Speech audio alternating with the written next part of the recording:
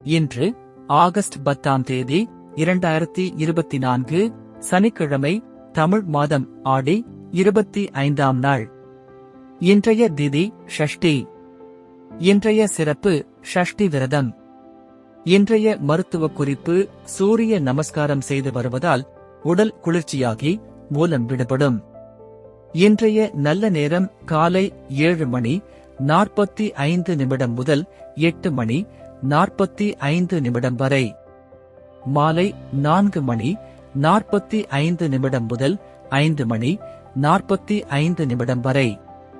கவுரி நல்ல நேரம் காலை 12:30 முதல் 1:30 வரை. இரவு 9:30 முதல் 10:30 வரை. ராகு காலம் காலை 9 முதல் 10:30 வரை.